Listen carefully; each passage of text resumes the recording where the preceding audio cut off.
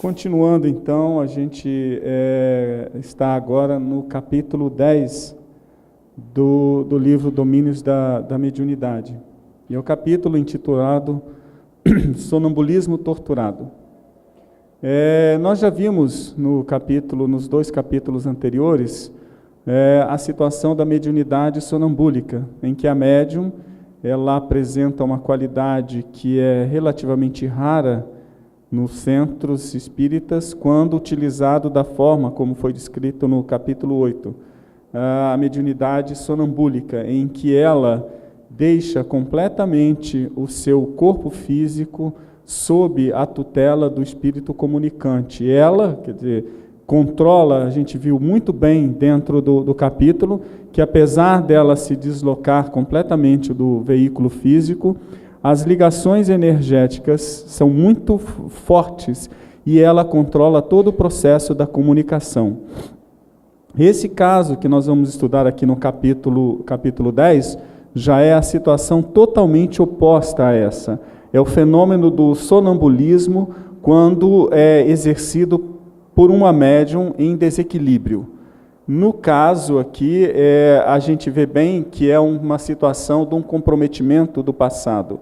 O André, então, começa descrevendo a cena, a reunião mediúnica continua se realizando, os atendimentos, quando ele percebe um casal que está colocado na assistência e que vai ser atendido pelo processo de tratamento na reunião mediúnica. O primeiro ponto de interesse que vem, às vezes, a pergunta é com relação a essa própria situação. Algumas reuniões de tratamento mediúnico são restritas ao público da casa, principalmente ao grupo mediúnico. Vários agrupamentos espíritas adotam essa metodologia. Então, na reunião de tratamento mediúnico, na reunião chamada de desobsessão, não há presença de público. Isso, em alguns casos, é muito positivo, principalmente em situações em que as manifestações, às vezes, impressionam. Eu me lembro, a primeira vez que eu vi uma manifestação mediúnica, foi de uma forma muito, muito sutil. Eu estava conversando, e na minha casa, meus pais faziam um evangelho já há mais de 20 anos em casa, junto com mais 3 casais de amigos, e minha mãe me chamou para participar da reunião. Eu fiquei sem graça, porque agora já estou aqui no meio da conversa, sentado no meio da mesa, e continuei.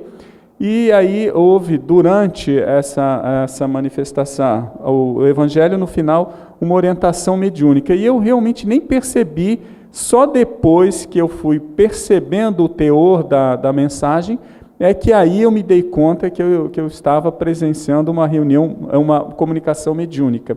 Então, pelo estado da médium, pelo equilíbrio do grupo, pela sintonia das afinidades espirituais, aquela manifestação, já sempre no final havia uma orientação mediúnica, né? E para mim foi uma surpresa. Mas também já presenciei reuniões de manifestação mediúnica que impressiona, às vezes, pela fenomenologia, impressiona pelo linguajar do espírito, pelo desenrolar da própria reunião. E isso, às vezes, pode impressionar e muito pessoas que não são já conhecedoras do processo da incorporação mediúnica, que não são conhecedoras dos fenômenos mediúnicos, né?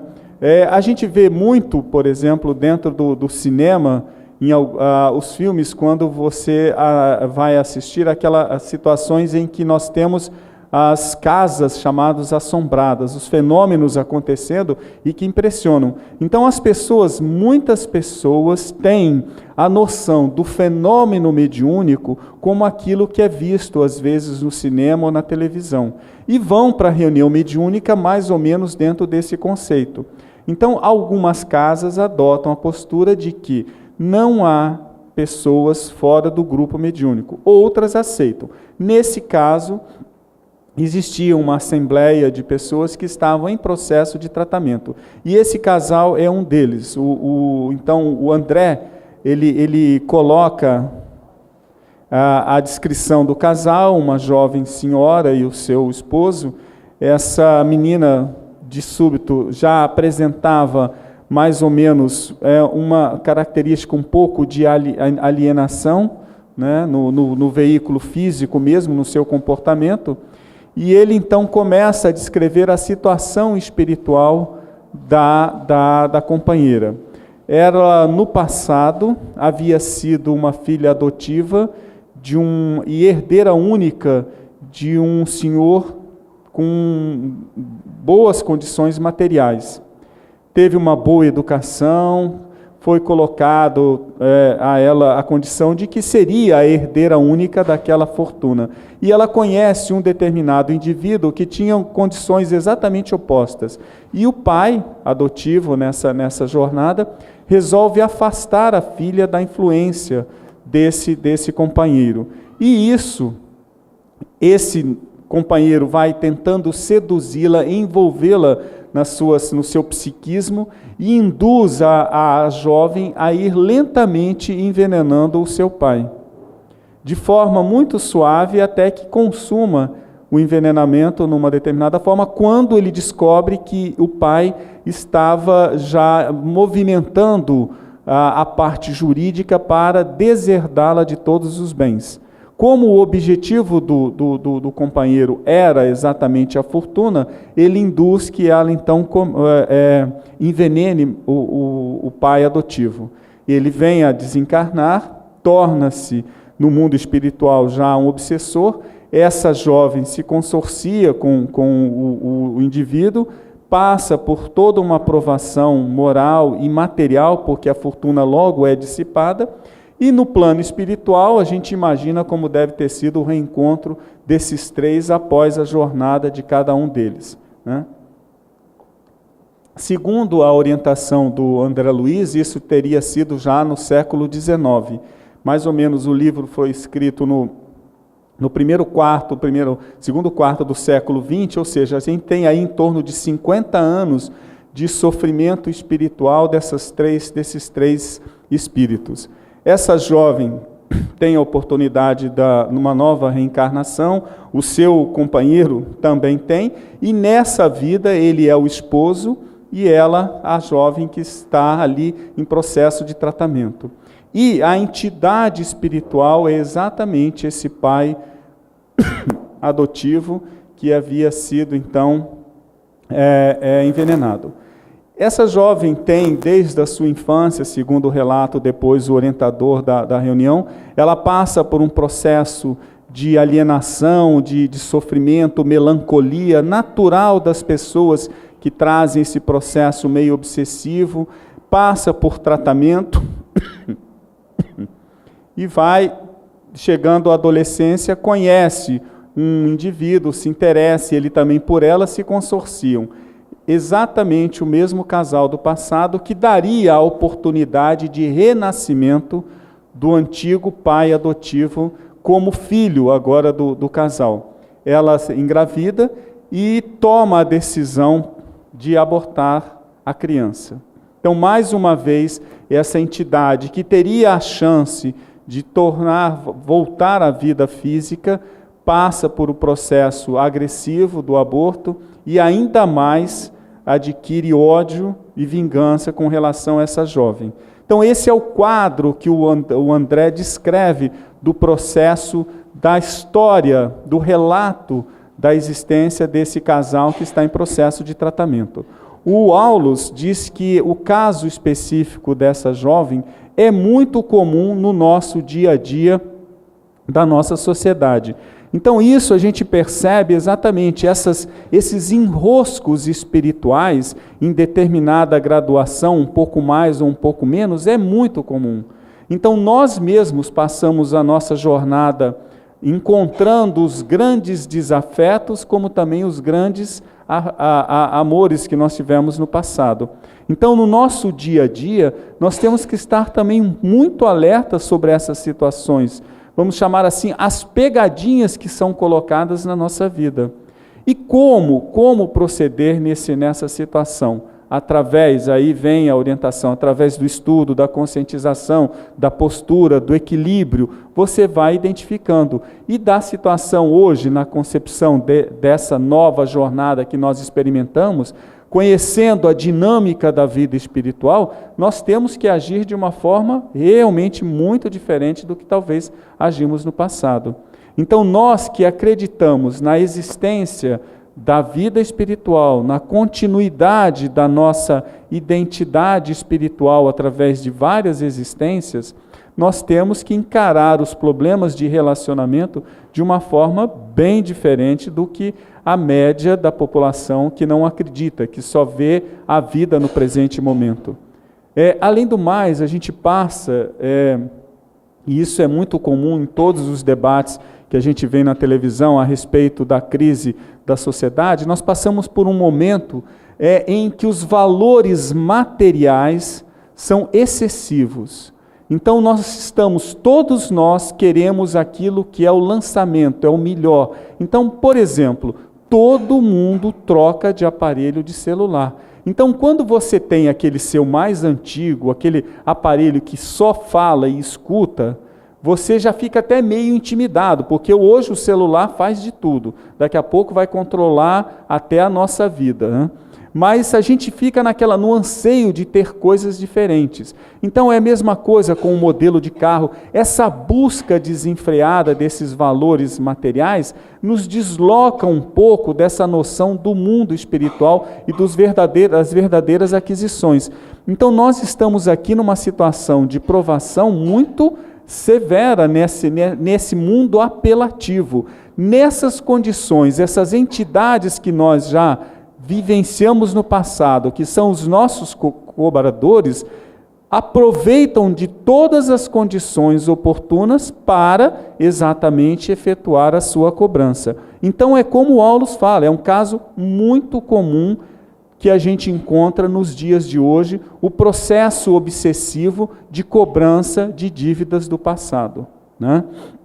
E ele deixa, o orientador espiritual da reunião, deixa logo no início, quando apresenta o casal e descreve, ele coloca essa frase que eu achei muito interessante e destaquei aqui logo no início. No matrimônio, no lar ou no círculo de trabalho, somos procurados por nossas afinidades de modo a satisfazer aos imperativos da lei de amor, seja na ampliação do bem ou no resgate de nossas dívidas, resultante de nosso deliberado contato com o mal. Presta atenção que ele colocou no matrimônio, no lar, no círculo de trabalho. Então, em todos os aspectos das nossas relações afetivas, nós estamos sujeitos a esses encontros espirituais. Então, no matrimônio, no caso ainda do descrito e também em muitas situações, esse agravante da cobrança é muito grande. Então você tem relacionamentos que de início parecem ser maravilhosos e depois vão encaminhando por uma situação de conflito sério. São as situações que aí você tem que ver por que isso acontece comigo. Se a gente focar só no aspecto do presente, não há uma explicação. Então nós temos que, analisando dentro do contexto das existências sucessivas, a gente percebe uma dinâmica muito maior. O cobrador de hoje foi aquele que nós já tivemos no passado, talvez, que nós fomos o algoz do passado. E mesmo hoje temos que entender a cobrança de uma outra forma, como ele coloca aqui, de modo a satisfazer aos imperativos da lei do amor. É o resgate de cada um. Então é muito difícil, realmente é muito difícil. Às vezes tomamos determinadas deliberações que você cumprir a lei de amor e de respeito torna-se uma situação muito conflitante. Dentro da família, quantos e quantos casos nós vemos relatados, por exemplo, de filhos problemas, ou ao contrário, de pais problemáticos, né? Quantos e quantos casos de jornada de trabalho que nós temos, que o seu chefe, o seu companheiro de trabalho, aquela pessoa que divide a sala, divide o ambiente de trabalho com você, é um cobrador do passado, está ali exigindo de você uma postura. E além do mais ainda, quando ele sabe, por exemplo, que você já acredita em determinadas condições de vida futura, de existência, de reencarnação, aí que passa a ser uma situação muito mais de cobrança, às vezes te expondo ao ridículo, né?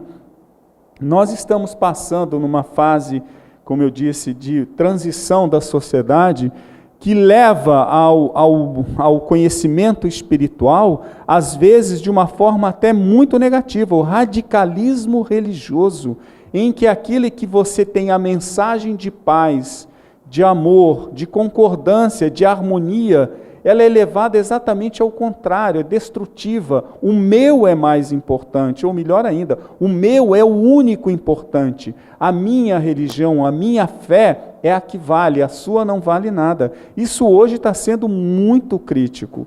Mesmo a gente percebe no mundo a divisão, o sectarismo que está havendo novamente entre o mundo oriental e o mundo ocidental, está baseado numa postura religiosa da época das cruzadas. Nós estamos sofrendo a ação de situações do passado. Então, nós vemos irmãos nossos que professam fé muito parecida, com ideais de equilíbrio e de reconforto muito parecido com os nossos, tendo postura exatamente contrária. Nós vemos a história das pessoas, dos homens bombas, por exemplo. Impressiona como aquilo que ele faz pensando que ele vai chegar ao paraíso, vai chegar ao mundo de felicidade, ao mundo espiritual, com mais glória, quanto mais pessoas ele conseguir eliminar através da bomba que está em seu corpo. É um paradoxo perante a lei de harmonia, a lei do amor, a lei da igualdade, do respeito ao ser humano. E as pessoas vão adotando essas posturas. Então, esse radicalismo que nós presenciamos está fruto também de, às vezes, são espíritos que no passado estão cobrando essa postura. Então, essa é uma noção, é uma condição que a gente passa de provação nesse mundo atual que nós estamos. Agora vamos focar dentro do nosso estudo. Imaginemos então um médium desequilibrado nessa ação de cobrança. É o caso do capítulo que a gente então vai estudar.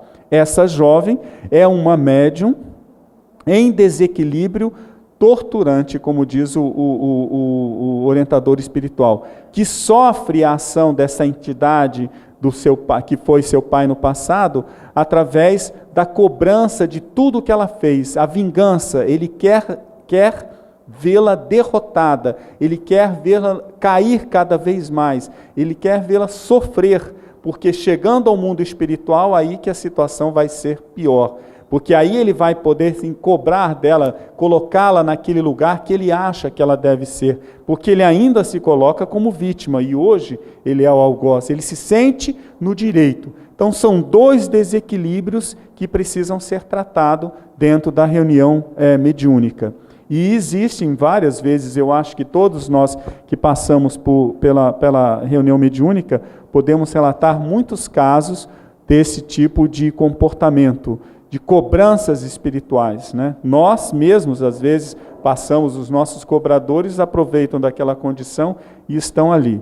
Bom, então o capítulo chama-se Sonambulismo Mediúnico Perturbado. E vamos ver o que é o sonambulismo. Então, essa palavra sonambulismo, ela tem origem no latim, e é aquele fenômeno que a gente conhece, comum, que a gente vê em filmes, vê em situações, ou vê mesmo dentro do nosso âmbito familiar, de que pessoas que durante o sono levantam, executam atividades, executam tarefas e não se lembram de nada. Então, essa situação às vezes impressiona. A minha sobrinha mais nova, ela tinha sonambulismo e era impressionante. Eu me assustava quando a via levantando e saindo, mexendo nas coisas dentro de casa. Saía, ia para a cozinha, ia no banheiro, entrava no quarto, ligava a televisão, via e não se lembrava de nada. Então, durante um bom tempo, a gente ficou preocupado porque A minha irmã morava no 13º andar. Então você vê a condição de uma criança, às vezes, apesar de ter todo o controle de grade nas janelas, mas é uma situação de correr risco, uma criança levantando e andando sem controle nenhum, que ela não se lembrava. Né? Existem casos que a gente vê, eu já outro dia vi um relato na televisão, de uma pessoa que dirigia em efeito sonambúlico, que saía de casa, pegava o carro e dirigia pelas ruas da cidade em efeito sonambúlico, e não se lembrava de nada, não tinha condição nenhuma, voltando, de recordar. Então, isso é um fenômeno anímico, o sonambulismo. Né? No Livro dos Espíritos, a questão, eu destaquei aqui, a questão 425, há uma explicação sobre o sonambulismo. É um estado de independência do espírito, é emancipação da alma, mais completo do que o sonho, o estado em que a amplitude, que a maior amplitude adquire as suas faculdades. A alma tem, então, percepções de que não dispõe no sonho, que é um estado de sonambulismo imperfeito. Então, esse estado de sonambulismo é uma emancipação da alma, é anímico, é do próprio espírito, tá? Muito mais profundo do que no sono. O nosso sono, às vezes, também, a gente está num efeito de sonambulismo, mas muito menos intenso. Então, nesse estado de você levantar, realizar determinadas atividades, então é um desprendimento da própria alma, quer dizer, totalmente anímico, né? Ele pode ser artificial ou natural. O que seria o artificial? Que é o provocado por emanação magnética. Por exemplo, a gente vê muito isso na televisão, de determinados parapsicólogos, determinados estudiosos que vão na televisão e induzem determinados comportamentos. Eu me lembro, num desses programas para jovem, eu vi um desses parapsicólogos, ele induziu um rapaz a pegar uma cebola crua e mastigar pensando que fosse uma maçã. E falando, o sabor da maçã está muito bom. E ele corta o efeito magnético sobre o rapaz, ele desperta daquela situação hipnótica, e o rapaz, quando volta, aí sente o gosto. Imagina mascar uma cebola crua achando que fosse maçã. Né? Então, nesse estado de ação magnética do parapsicólogo, esse jovem tinha o seu controle mental afetado pelo magnetismo do parapsicólogo, e sentia o sabor, a textura, o aroma de uma maçã, sendo que estava com uma cebola na mão. Então, é uma situação que você pode provocar, talvez, esse sonambulismo, por efeito magnético. Outro pode ser por efeito de passe. Então, muitos médiuns que têm o desprendimento, que é o capítulo seguinte do nosso livro, através do passe magnético, consegue liberar o seu espírito do corpo e realmente desenvolver determinadas atividades. Existem casos de relato, por exemplo, até no Livro dos Médiuns tem um interessante, que o Kardec descreve, em que o jovem, sob efeito magnético do passe, ele vai e descreve determinadas situações, e é pedido a ele uma informação que ele diz: isso aqui eu não posso, eu tenho que perguntar a outra entidade, porque eu não tenho condição de responder sobre essa situação. Porque, como era um fenômeno do próprio espírito dele, ele tinha sido se deslocado do corpo por ação do passe magnético, ele tinha o seu campo de ação limitado pela sua frequência mental. Então, não é porque nós temos essa capacidade de se deslocar do corpo que a gente vai frequentar as altas esferas espirituais também, não. Nós vamos buscar a nossa própria sintonia e a nossa própria frequência espiritual. Então, dentro dessa condição, nós temos aí o cuidado de padronizar a nossa frequência mental num equilíbrio para que, num fenômeno desse, de emancipação da alma, a gente busque o semelhante que nos agrade, porque senão nós vamos buscar aquilo que tem frequência de ressonância com o nosso pensamento, né? E é muito comum essa situação da descrição de pessoas com pesadelos enormes quando do fato sonambúlico de enxergar situações. Eu coloquei aqui uma terceira ação para provocar o sonambulismo artificial, que seriam agentes químicos. Então, situações de consumo de drogas, por exemplo, conseguem fazer com que haja um despreendimento também do espírito. Alguns psicólogos que começaram a estudar o LSD na década de 60, e existem relatos que começam a descrever, porque o LSD foi sintetizado como uma possível droga para tratamento da esquizofrenia. E o laboratório distribuiu para alguns psiquiatras no mundo todo para que testassem e analisassem a ação do LSD sobre o paciente que estava em tratamento. E a maioria deles descrevem a presença de um mundo espiritual totalmente diferente. E isso, o Fitzjoy Capra descreve no tal da física, não, no segundo ponto de mutação, que ele fala sobre isso. O Stanislav Grof tem um livro muito interessante sobre isso, sobre a ação do LSD, e eles começaram a perceber que esses pacientes adentravam a um ambiente totalmente fora do campo material, descreviam situações, descreviam pessoas, descreviam todo um ambiente que era meio estranho. Como poderia aquilo estar vinculado à mente do indivíduo? Eles começaram a analisar e propuseram, então, o que seria essa situação de todo um mundo extrafísico, através da ação do LSD. Então, todas as pessoas que usam determinados agentes químicos podem ter essas visões. O mesmo alcoólatra que faz uso constante é comum. Ele conta, o alcoólatra já em um nível muito mais acentuado. Eu tive já presença de pessoas nessas condições, descrevem, por exemplo, seres monstruosos que estão cercando. Então, a ação da droga era tão grande já do álcool no seu organismo, que ele está num limiar entre o campo físico e esse mundo espiritual. Como a frequência vibratória dele era uma frequência mais densa, ele adentra aquele mundo de frequências realmente densas e começa a descrever o que ele vê ali. Tá? Então, hoje, o agente químico ele é também uma situação muito difundida entre pessoas. Eu estava uma vez num relato, e eu já até disse aqui, que uma pessoa estava descrevendo que foi levado a uma nova droga, eu não me lembro nem qual era o que ele descreveu lá, o nome, e que ele foi recomendado que ele colocasse uma música suave, ficasse deitado e consumisse a droga. E ele achou, isso aqui não está havendo nada. E de súbito ele começa a ver a parede em frente a ele derretendo.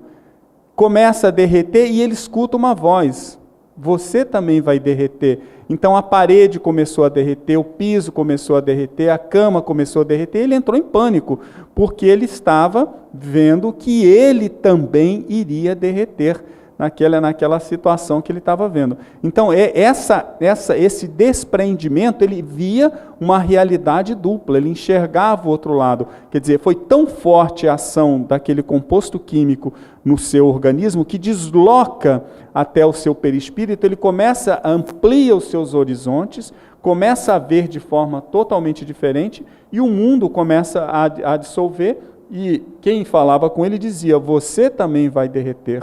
E o medo dele foi que ele derretesse. Ele conseguiu pegar o telefone, ligar para uma outra pessoa e pedir ajuda, que falasse com ele, que ele achava que ele ia derreter. Ele ficou conversando até que o efeito foi diminuindo e aí ele foi recuperando. Então, são processos artificiais de indução a esse estado de emancipação da alma, puramente anímico, puramente anímico. É óbvio que nessas condições, sabendo que todos nós temos um certo teor de mediunidade diferenciado, essa emancipação da alma permite o contato também com o mundo dos espíritos. Então, essa barreira física do nosso organismo, quando do desprendimento da nossa alma, permite a influência dessas entidades espirituais que estão em todos os lugares ao nosso derredor. Então, é uma situação também de risco grave, né? Bom, a outra forma que a gente vê do sonambulismo, ainda anímico, é o que é o espontâneo, que também não tem nenhum agente exterior, é uma influência do próprio espírito. Isso existem pessoas que fazem tratamento, que fazem essa atividade. Existem situações de médiums também que a gente, anímico ainda, que se projetam e que se deslocam um pouco pelo ambiente descrevendo determinadas situações. É o que a gente vai ver no próximo capítulo do livro, que é esse caminhar da própria alma do indivíduo, descrevendo as situações fora dos limites do corpo físico, né? Então, é o artificial e o natural nesse sonambulismo anímico. Bom, aí a gente entra no que é especificamente da mediunidade sonambúlica. Qual é a principal diferença entre o sonambulismo e a mediunidade sonambúlica? Aqui, nesse caso da mediunidade sonambúlica, existe uma inteligência estranha, externa, atuando. No outro caso, era puramente anímico. Esse caso, não. Existe a interferência de uma entidade espiritual. Existe alguém, existe uma outra entidade, uma outra individualidade que atua também no processo sonambúlico. Nesse caso, o médium sonambúlico, ele é totalmente passivo, né? É o caso que a gente viu no capítulo 8 da médium do grupo, que se desloca e cede o seu veículo físico à manifestação do companheiro espiritual, né? Como é descrito lá no capítulo 8 também, essa emancipação da alma facilita e muito a comunicação espiritual. Facilita e muito para que o espírito possa, de certa forma, utilizar do veículo físico do médium e realizar a sua manifestação. É claro que a gente viu que o médium, nesse caso, é totalmente responsável por tudo e por todas as ações que o espírito realizar ali. Mesmo estando nesse estado de emancipação da alma, o controle da manifestação mediúnica é de responsabilidade do médium, como a gente já viu no capítulo, né? Bom, aqui ele começa dando uma explicação, eu busquei isso também no livro dos médiuns, do Kardec. Ele diz assim: a lucidez sonambúlica é uma faculdade que independe em absoluto da elevação, do adiantamento e mesmo do estado moral do indivíduo. A assistência de outro espírito pode suprir-lhes as deficiências. Olha só o que ele diz: independe em absoluto. Então, não é porque nós temos uma faculdade mediúnica da mediunidade sonambúlica que nós já estamos num patamar de evolução moral e que você acha que você está imune a qualquer interferência. Não.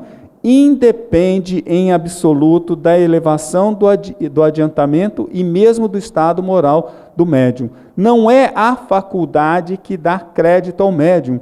Ao contrário, é responsabilidade. Então, não é pelo fato de você possuir a faculdade de mediunidade sonambúlica que você já é o super medião. A gente tem uma ideia de colocar determinados atributos e levando isso para a condição de elevação moral. Não. É muito claro isso no livro dos médiuns.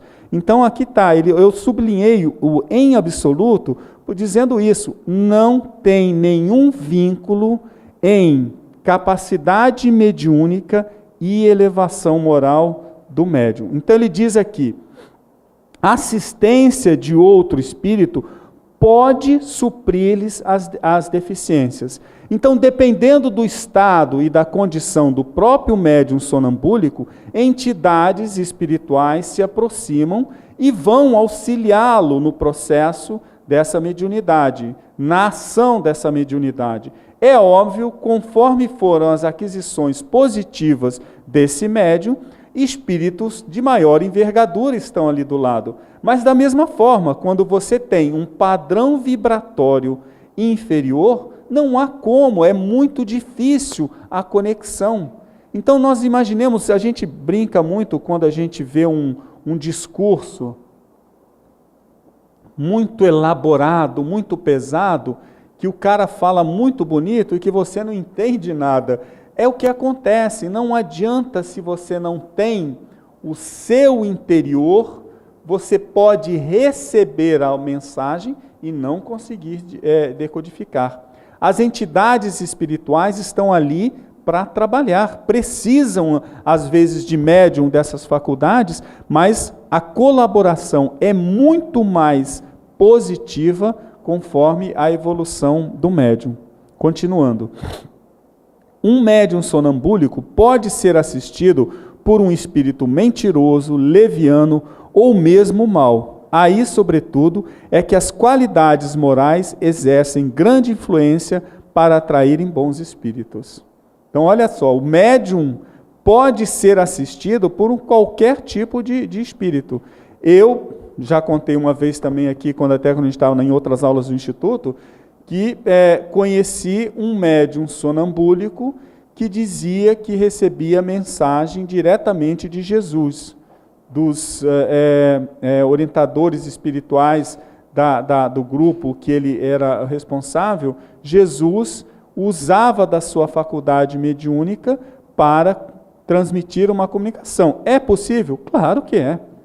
É impossível isso? Não, não é possível. Agora, óbvio que tem uma coisa, você analisa o contexto das mensagens, você já começa a ver. E eu tenho uma capacidade, até já foi me colocado muito isso, eu sou extremamente crítico comigo e com tudo que está do meu lado. Uma vez, o Divaldo, numa das palestras que ele estava, eu tive a oportunidade de ter uma conversa mais direta, e eu falei isso, eu desconfio de tudo. Então não posso, a primeira coisa que vem na minha mente isso é uma fraude. Tranquilo. Eu conhecendo o médium, eu já começo a encarar um pouco diferente, mas eu ainda sou extremamente crítico. E falei para ele, eu acho isso ruim. Ele falou, não, exatamente, é ótimo, porque é essa postura que as pessoas têm que ter. Então, nesse caso específico, eu li uma série de mensagens e, para mim, aquilo não refletia, talvez, a grandiosidade espiritual da mensagem de Jesus. Ao contrário, a mensagem sempre evidenciava o médium, o poder do médium, o controle que o médium tinha. E aquilo era o ego refletido dele ali. Eu falei com outra pessoa que fazia parte, falei, olha só, vou ser franco contigo com relação ao que eu li. Eu acho que é uma grande mistificação. E mais ainda, eu acho que é anímico. Eu não acho que é de uma comunicação espiritual. Se for uma comunicação espiritual, é de um espírito que está querendo destruir a harmonia do grupo. Porque é impossível que Jesus se comunicasse através do médium, só evidenciando as grandezas do médium. Cadê a mensagem de amor, de compreensão, de tolerância, de perdão, de fraternidade, que os evangelhos estão aí? Você analisa o que está escrito aqui e o que estão nas mensagens dos evangelhos, são às vezes incongruentes. Então eu coloco você, ou é uma manifestação anímica, ou é um espírito zombeteiro que está querendo brincar com o grupo. Eu coloco, ele recebia de Moisés, recebia João, evangelista, recebia do arcanjo Gabriel, várias, e era uma série de mensagens, eu li algumas, né? E elaborei a minha postura. Respeito, acredito, se você faz parte, procure dentro do seu ambiente, do grupo, agir de forma diferente, procure levar o estudo mais sério, para com criar esse mito em torno desse médium. Ao contrário, proponha uma discussão mais séria sobre o estudo da mediunidade. Seja você uma pessoa que tem base desse conhecimento, que leve isso, mas de forma fraterna, de forma amiga, porque o que me parece é que esse companheiro espiritual está precisando mais disso do que ser elevado à grandeza de um super médium. Então foi a minha postura, respeito a decisão que o grupo tomar, mas eu estou dando a minha orientação. Óbvio que é uma orientação comum, não estou dizendo que eu sou dono da verdade, mas isso que acontece, a maioria dos médiuns que tem essa faculdade mediúnica, que é de uma riqueza muito grande, podem estar sendo utilizados por espíritos zombeteiros e sendo levado a determinados comportamentos, né? Então, nesse caso do capítulo, é mais sério ainda, porque é uma coisa doentia, de vingança, mas é um processo desse tipo. E eu recoloco aqui, né, o que o Aulus dá na orientação do capítulo 8, a gente já fez aqui durante a aula, mas eu achei muito interessante que a gente coloque mais uma vez o que ele diz. O sonambulismo puro, quando em mãos desavisadas, pode produzir belos fenômenos, mas é menos útil na construção espiritual do bem. A psicofonia inconsciente, naqueles que não possuem méritos morais suficientes à própria defesa, pode levar à possessão, sempre nociva, e que por isso apenas se evidencia integral nos obsessos que renderam as forças vampirizantes. Então ele já coloca isso. Esses fenômenos, eles podem ser de uma grandeza muito grande, podem ser de uma riqueza fenomenológica, mas se não tiver aliado ao processo da mediunidade sonambúlica, a aquisição positiva do médium, ele pode, e quase sempre, cair num processo de obsessão e de possessão, que é o caso que a gente então está analisando aqui, né? Então esse desequilíbrio dessa faculdade leva quase que diretamente ao estado de possessão. Então é muito comum a gente que conhece aí alguns relatos de grandes médiuns, e de uma hora para outra, quando depois de um certo tempo você pergunta, e aí, como é que está o fulano, como é que foi isso?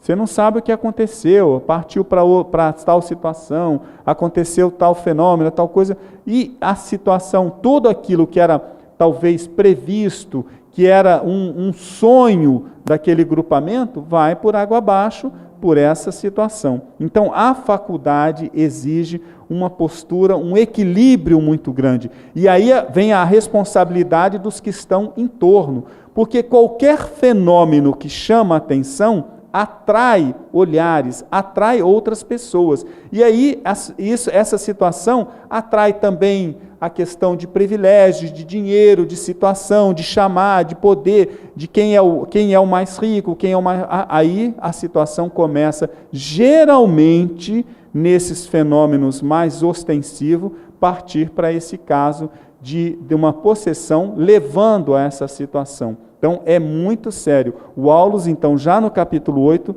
dava essa orientação. Bom, aí o André, continuando agora no nosso capítulo 10, ele descreve. Então, nós vemos lá a médium, aquela senhora, lá o seu esposo, era uma médium sonambúlica, num processo de possessão, tá? E de desequilíbrio muito grande. Então ele começa, o André descreve um pouco da cena, ele fala assim, guardas espirituais permitiram o acesso do infortunado amigo. Então a gente percebe que naquele ambiente de tratamento, e aí veio a referência que eu fiz no começo, talvez esse grupo tenha a estrutura para o receber as pessoas que estão ali em processo de tratamento durante a reunião mediúnica. E nesse momento, os guardas espirituais do grupo permitem o acesso daquele companheiro que estava obsediando a jovem senhora. Achávamos-nos frente a frente com um louco desencarnado. O perispírito denso trazia todos os estigmas da alienação mental. Então ele dá mais descrição do companheiro espiritual, né, dizendo onde estavam algumas lesões que ele apresentava ainda no seu corpo perispiritual, do envenenamento, uma lesão na parte da garganta, e quando ele começa, ele atua diretamente na moça, ela não conseguia nem expressar verbalmente o que dizia, porque era tão forte a ligação dele, e aquele sintoma que a própria corda vocal da moça não conseguia vibrar de forma clara, ele emitia grunhidos, né? E ele coloca aqui, a entidade espiritual precipitou-se para a jovem doente à maneira de um grande felino sob a sua presa. E a senhora começou a gritar, transfigurada, não se afastara espiritualmente do corpo, envolta no amplexo fluídico da entidade que lhe empolgava o campo fisiológico integralmente. Então, nesse caso que a gente viu no capítulo 8, a médium sonambúlica, primeiramente ela se afastava do corpo físico, liberava a sua fronteira energética para que o companheiro espiritual que iria dar a comunicação mediúnica usasse do seu veículo físico.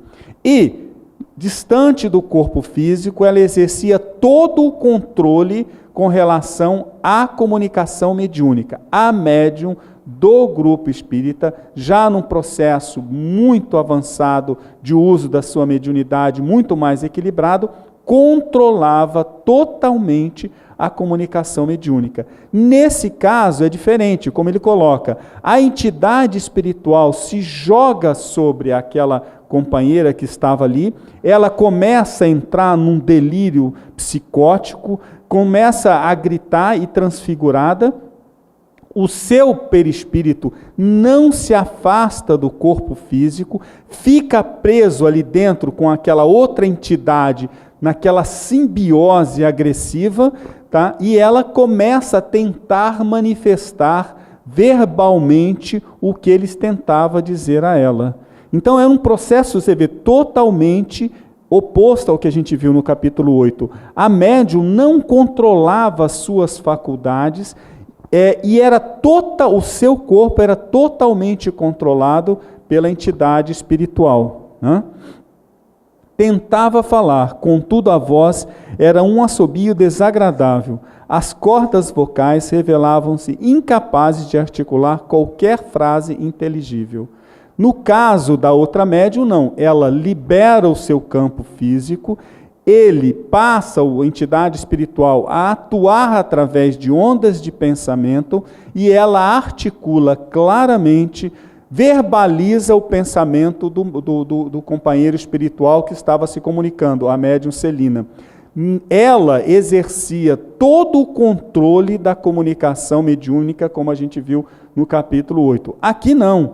A jovem não conseguia, era totalmente desequilibrada, estava sob o processo da agressão daquela entidade espiritual, não conseguia verbalizar nada do que a entidade dizia, e ele controlava todas as suas reações físicas, né?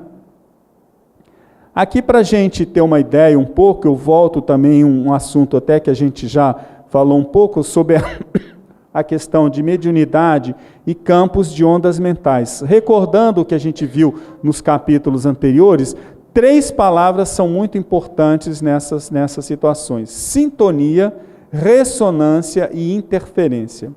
O que é a sintonia? É a identificação. E nós estamos sempre acompanhados daqueles que nos são afim. Então havia uma sintonia muito forte, primeiro, entre as duas entidades que se vincularam desde o passado de uma forma agressiva. Então essa sintonia favorece essa simbiose muito forte entre aquela entidade espiritual e até o veículo físico dessa médium em desequilíbrio.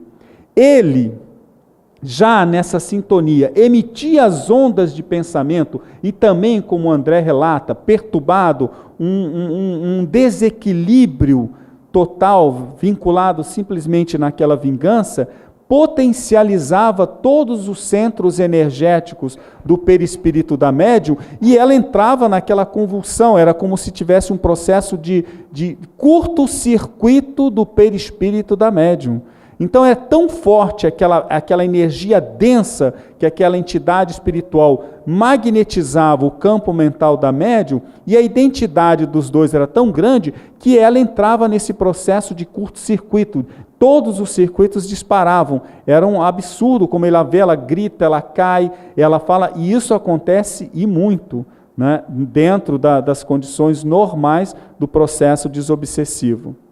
A outra situação que a gente nota bem aí é o que a gente colocou lá nos primeiros capítulos sobre a questão da ressonância. A ressonância é quando você tem essa sintonia e essa identificação, a ressonância faz com que a onda mental vibre e aumente, potencialize. Os dois estavam vinculados àquele processo do passado de vingança, de ódio, de desamor. Isso é a ressonância que a gente sabe do campo espiritual. Os dois traziam no seu perispírito aquele vínculo energético denso. Isso potencializa, 1 mais 1 dá 2, e os dois então potencializavam esse ódio. Era tão grande que quando ela teve a chance da maternidade e ela sente a presença espiritual daquela entidade, naquele ser que ela continha, ela resolve abortar antes da criança nascer, antes de dar chance desse renascimento e do resgate espiritual através da maternidade. Porque a presença dessa energia era tão densa, a gente imagina que são inimigos, entre aspas, vinculados por uma lei de ódio no passado, um desafeto, um desamor e uma vingança. Ela, sentindo aquela desarmonia, ela prefere abortar a ter a criança. Se ela tivesse talvez já um pouco da evolução moral, um pouco da tolerância, já tivesse conhecido talvez, já tivesse sido levada à reunião que ela está sendo levada agora, a atitude dela seria diferente. Ela começaria a mudar a sua sintonia, essa ressonância seria de forma diferenciada. E aí ela não teria tomado talvez a atitude de provocar o aborto daquele companheiro que estava vindo. E a situação seria diferente do contexto que a gente vê relatado pelo André Luiz. Então, sintonia e ressonância descrevem muito bem o que está acontecendo nesse intercâmbio energético dos dois campos de energia mental, né? Bom, a outra palavra que eu falo que descreve muito bem outro fenômeno, é o fenômeno da interferência. Então, a interferência é aquela condição de você ter a interferência construtiva e a interferência destrutiva. A interferência construtiva é quando duas ondas se somam e se tornam mais fortes. E a interferência destrutiva é quando duas ondas se somam e diminuem a força das duas. Então, nesse caso, o ódio dos dois, que nutriam essa animosidade espiritual que eles tinham, era uma interferência que se somava, dando ainda, potencializando cada vez mais essa relação. Eu coloco aqui um esquema mais ou menos do que acontece. Você ali como encarnado, sentado, a jovem senhora, sofrendo a ação daquele pensamento negativo e essa ligação, essa sintonia tão forte com a entidade espiritual. Ela imanta todo o seu perispírito daquela energia muito densa. Essa energia é transmitida para o seu veículo físico, e aqui a gente já tem uma manifestação dentro do próprio cérebro da pessoa, e ela começa a ter, como eu disse, esses curtos circuitos mentais. Todo o equilíbrio dela no dia a dia começa a ser perturbado. O André descreve que essa jovem apresentava já esse comportamento na casa, foi levado a diversos tipos de tratamento na medicina tradicional do nosso plano físico e nada dava resultado. Aquele processo de alienação estava potencializado cada vez mais. O seu esposo atual e o companheiro do passado já estava num processo um pouco melhor, tanto que ele é que levou a jovem ao tratamento para o tratamento do grupo espírita. Então ele já sentia um pouco diferente, mas ele também compactuava naquela união daquelas duas entidades, né? E ele, de certa forma, também estava, como ele coloca, infeliz. O André até pergunta, e ele, qual o papel dele dessa infelicidade? Ele se sente feliz? Não. Ele vê aquela companheira espiritual do passado que ele se sentia responsável pela atitude que ela tomou na vida anterior, na existência anterior. Ele então se sente responsável pela tutela da sua companheira. É um sinal de que ele já evoluiu um pouco mais do processo evolutivo. Ele já tem consciência da responsabilidade que ele tem naquele caso. Porque é muito fácil você, isso aqui entrega para a família, manda de volta. Isso que a gente mais vê, entrega, desfaz, fica lá, segue o teu caminho que eu vou seguir o meu caminho. Não, nós também já tomamos essas atitudes no passado e é muito claro, a gente entrega. A minha mãe, ela faz parte de um trabalho dentro de um hospital psiquiátrico que atualmente está trabalhando com dependentes químicos, né? E ela se ausentou um pouco por causa de problemas de saúde e está voltando, e a gente às vezes ela me comentava muito disso. Existiam alguns pacientes no antigo hospital do Juqueri, em São Paulo, que estavam há anos e anos e anos jogados dentro do hospital. E parece que a lei do tratamento psiquiátrico mudou e você não tem mais. Mas esses pacientes perderam todas as referências familiares. E o que foi feito? Alguns hospitais do interior receberam esses pacientes porque o hospital iria fechar, aquela grande hospital psiquiátrico iria fechar. E nesse que ela trabalha, existem alguns pacientes. Eu sei que eu tenho três irmãs lá dentro que minha mãe conta, que elas chamam minha mãe de mãe e vão, e conhece toda a família, e perguntam, conhece até os nomes das minhas sobrinhas, e perguntam, e a minha irmã disse, eu não vou lá porque eu não quero conhecer. Eu falei, ainda vou que eu quero conhecer, ter a chance de conhecer. E tem como filha, então minha mãe fala assim, é engraçado porque é uma sintonia que eu vejo, que assim, talvez num passado, por que estarmos agora e unidos nesse ponto? E são pessoas que não têm mais referência nenhuma. Então a referência de família que tem é a minha mãe, era o meu pai, quando ele ia também, mas a minha mãe, e nós todos somos. Eu brinco muito com a minha irmã, olha só, hein, a gente vai ter que assumir a tutela assim que a mamãe também desapareceu. Eu não quero saber disso, mas essa é uma situação. Esses vínculos do passado, nós não sabemos quando estão acontecendo. E minha mãe contou, há um pouco tempo atrás, uma situação que ela teve, que ela sofreu não foi uma agressão, mas um paciente teve um gesto muito brusco, a minha mãe caiu de costas, né? E ela falou assim, engraçado que eu não me machuquei, foi um tombo muito sério, mas eu não me machuquei. E aí depois, numa reunião mediúnica, o companheiro espiritual falou assim, não, você foi amparado, e foi amparado por uma companheira espiritual que estava do seu lado e trabalhando, que tem muito afeto por você, e que amparou naquela queda, porque foi uma situação perigosa, e você recebeu esse apoio.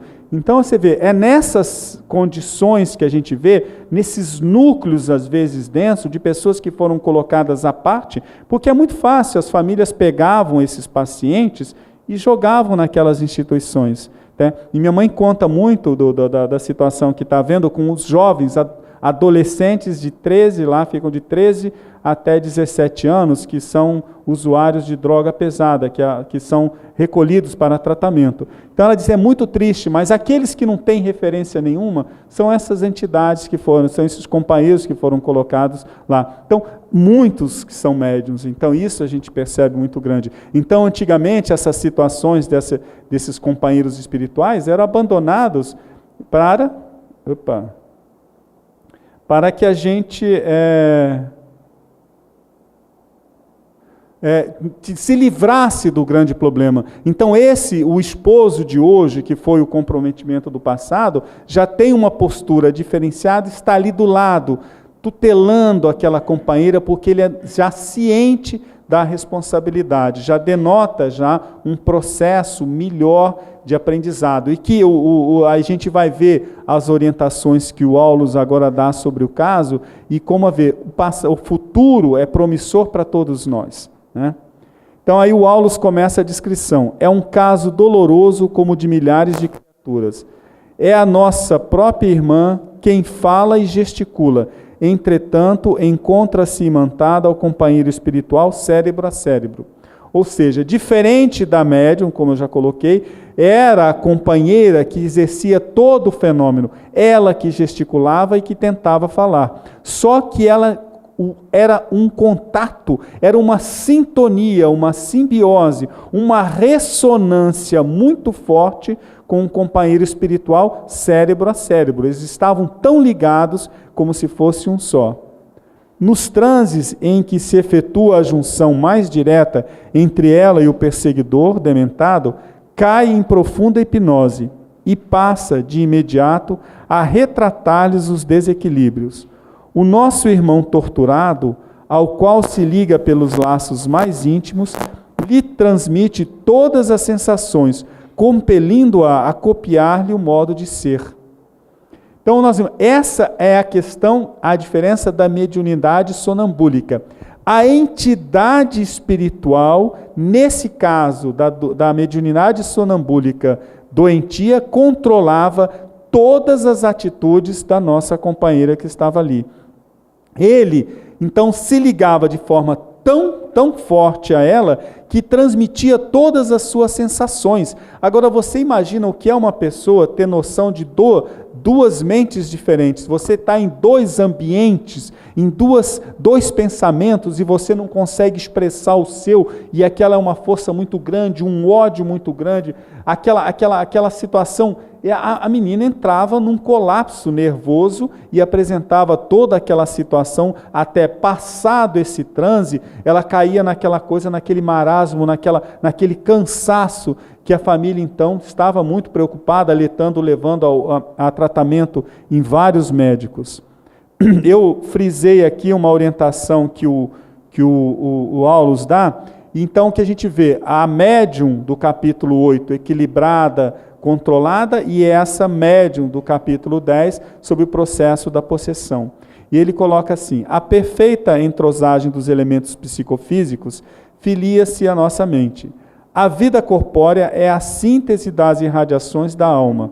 Não há órgão em harmonia sem pensamentos equilibrados, como não há ordem sem inteligência. Ou seja, todo o desequilíbrio físico que aquela companheira refletia estava vinculado a todo o desequilíbrio do seu campo espiritual, devido à relação entre aquela entidade espiritual. Então, o que eu vou colocar? A vida corpórea é a síntese das irradiações da alma. Ou seja, o nosso veículo físico reflete o nosso perispírito. É o reflexo do que nós efetivamente somos. Então, é tão denso a energia que emantava desse companheiro no perispírito da jovem, que todo o desequilíbrio dele no plano espiritual se refletia no corpo físico dela aqui no plano físico, né?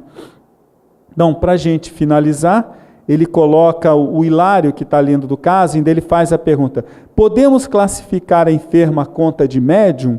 Para reforçar mais ainda, porque ele estava vendo aquela situação da entidade espiritual e da companheira, e o Aulus diz: é um médium em aflitivo processo de reajustamento.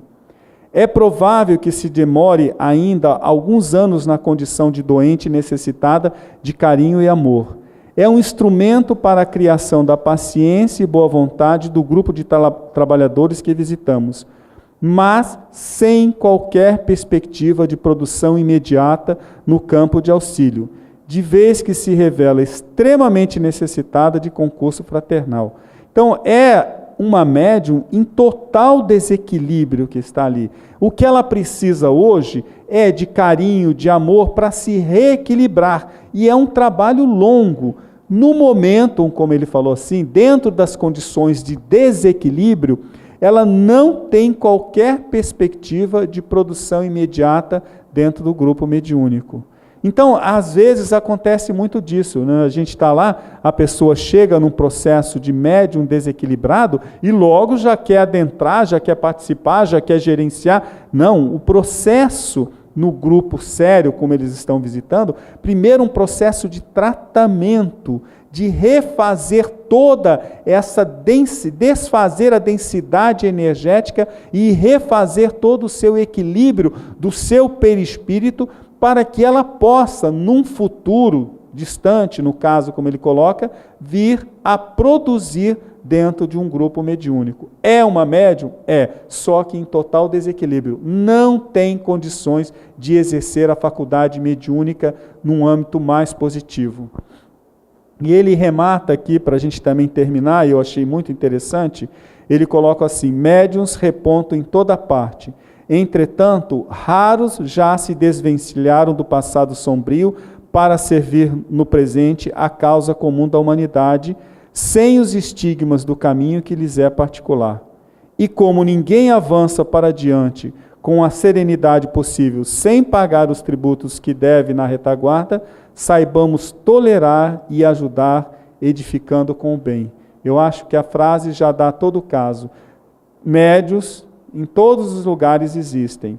Raros, olha o que ele coloca, raros são aqueles que já se desvencilharam do passado. Qual é a situação nossa? É trabalhar com afinco, com amor, para amparar, compreender e auxiliar todos esses que estão ao nosso redor. E eu coloquei isso aqui exatamente para a gente perder um pouco daquela noção de transformar o médium num semideus. Ele está em processo evolutivo de aprendizado, como nós estamos, e às vezes numa situação muito mais drástica.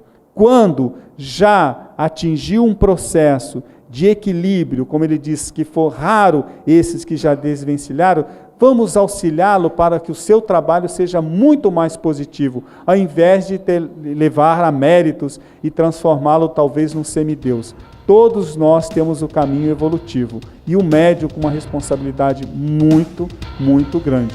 E nós que estamos ao redor desse médium, temos que fazer a nossa parte.